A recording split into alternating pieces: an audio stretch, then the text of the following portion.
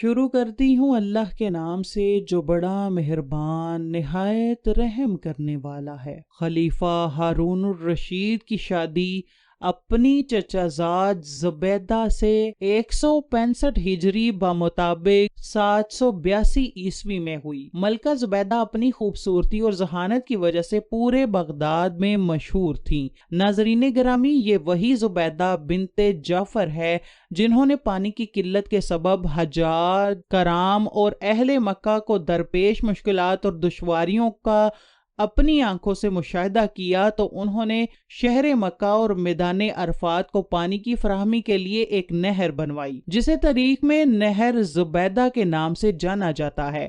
خلیفہ ہارون الرشید اور ملکہ زبیدہ کو اللہ پاک نے 787 عیسوی میں ایک بیٹا عطا فرمایا جس کا نام انہوں نے امین رکھا۔ خراسان کے گورنر علی بن عیسیٰ نے خلیفہ ہارون الرشید کو ایک کنیز تحفے میں دی جس کا نام مراجل تھا۔ مراجل بعد کے شہر بارغیس سے تعلق رکھتی تھی۔ مراجل کے بدن سے اللہ پاک نے خلیفہ کو ایک لڑکا 788 عیسوی میں عطا فرمایا جس کا نام مامون رکھا گیا۔ مامون کی پیدائش کے چند دن بعد ہی اس کی ماں مراجل انتقال کر گئیں۔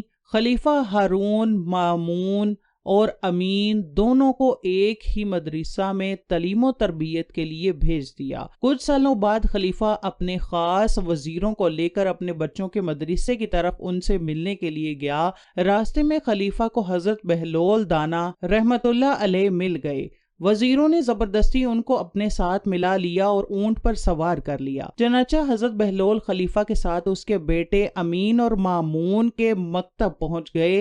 مکتب پہنچ کر خلیفہ نے استاد سے اپنے بچوں کی تعلیم و تربیت اور ذہانت کے بارے میں دریافت کیا تو بچوں کے استاد محترم کہنے لگے، عالی جا، آپ کا بیٹا امین عورتوں کی سردار ملکہ زبیدہ جیسی ہوشیار اور عقل مند خاتون کا بیٹا ہے، لیکن وہ کند ذہن ہے، اسے کچھ بھی جلد سمجھ نہیں آتا، جبکہ مامون جو کہ ایک کنیز میں آپ کا بیٹا ہے وہ بہت ذہین، دانشمند اور باوقار ہے۔ خلیفہ کہنے لگا، حیرت ہے، دونوں میرے ہی بیٹے ہیں لیکن دونوں کی ذہنیت میں اتنا فرق کیسے ہو سکتا ہے؟ تمہیں بغیر ثبوت کے اتنی بڑی بات کیسے کر سکتے ہو؟ خلیفہ نے غصے میں آ کر غصے کا اظہار کیا تو بچوں کے استاد کہنے لگے، عالی جا، دونوں بچے تفریق کے لیے باہر گئے ہوئے ہیں، میں دونوں کے بیٹھنے کی جگہ ایک کاغذ چھپا کر رکھ دیتا ہوں، جب دونوں آئیں تو آپ خود ملاحظہ فرما لیجئے گا۔ کچھ دیر بعد بچے مکتب میں داخل ہوئے اور اپنے والد کو دیکھ کر بے حد خوش ہوئے اور اپنے والد محترم سے گلے ملنے کے بعد دونوں بچے اپنی اپنی جگہ پر بیٹھ گئے جو ان کے استاد نے ان دونوں کے لیے مخصوص کر رکھی تھی اور جہاں پر استاد نے ایک ایک موٹا کاغذ چھپا دیا تھا۔ مامون بیٹھتے ہی کچھ مضطرب نگاہوں سے ادھر ادھر دیکھنے لگا جبکہ امین اپنی جگہ پر اطمینان سے بیٹھا رہا۔ کیا بات ہے مامون؟ کچھ بے چین نظر آتے ہو؟ آخر استاد نے مامون کی بے چینی کی وجہ پوچھ ہی لی۔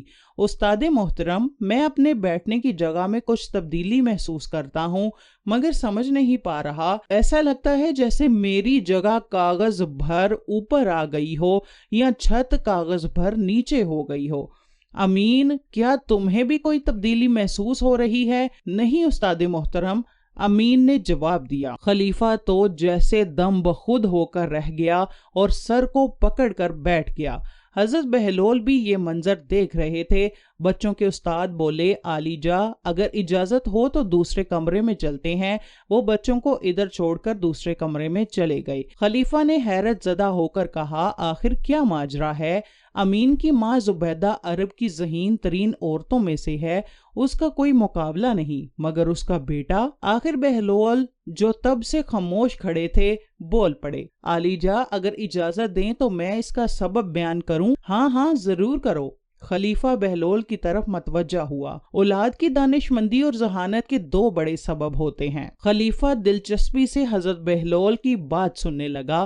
حضرت بہلول کہنے لگے کہ اولاد کی ذہانت، پھرتی اور دانش مندی کا پہلا سبب یہ ہے کہ حورت اور مرد کے درمیان فطری رغبت اور خواہش ہو تو ان کی اولاد ہوشیار، ذہین اور دانش مند ہوتی ہے۔ دوم یہ کہ عورت اور مرد مختلف خاندان سے ہوں تو ان کی اولاد میں عقل اور دانش کی فراوانی ہوتی ہے۔ خلیفہ جلدی سے بولے کہ اس کی کوئی دلیل ہے تو بیان کرو، بنا دلیل کے میں کیسے مان لوں؟ خلیفہ نے بہلول سے وضاحت طلب کی۔ اس کی مثال درختوں اور جانوروں میں نظر آتی ہے۔ حضرت بہلول نے وضاحت بیان کرنا شروع کی۔ اگر پھل کے درخت میں کسی دوسرے پھل کے درخت کا پیوند لگا دیا جائے تو نہایت لذیذ اور عمدہ پھل پیدا ہوتا ہے۔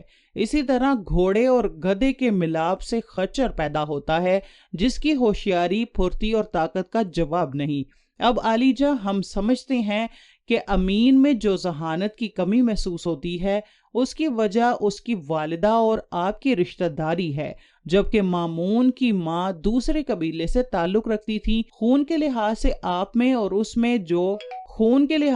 آپ میں اور اس میں جو فرق ہے وہی مامون کی ذہانت اور دانش مندی کا سبب ہے۔ خلیفہ نے جب یہ ساری تفصیل ایک ایسے شخص سے سنی جسے سارے شہر کے لوگ دیوانہ کہتے تھے تو حیران ہو گیا۔ بچوں کے استاد بھی حضرت بہلول کی دانائی کی تعریفیں کرنے لگے۔